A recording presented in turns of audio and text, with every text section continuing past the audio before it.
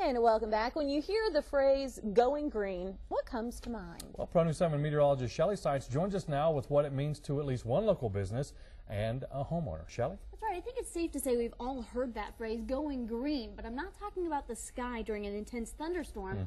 I'm talking about something else. That's energy, more specifically, renewable energy.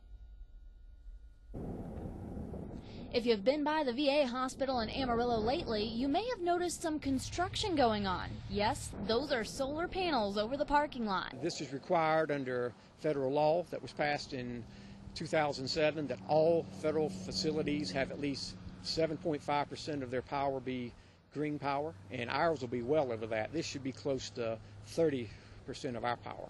One thing we see plenty of around here is sunlight, and the hospital is taking advantage. In addition to supplying the covered parking for employees and patrons, this green energy will be saving the hospital money, too. Our bill usually in a year is over it's close to $750,000, so yes, it'll cut that by about a third.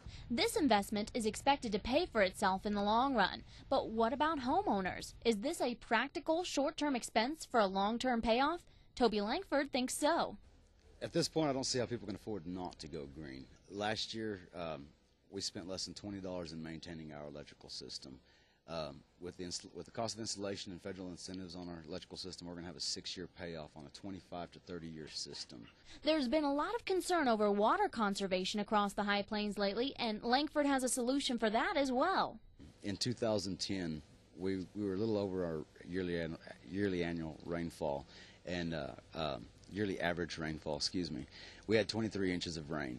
If we'd have caught less than half of that, we would have supplied the entire city of Amarillo for industry and everything, for landscaping, for all uses, with just 9 inches of rain, because that's the equivalent of what we used in 2010 in water.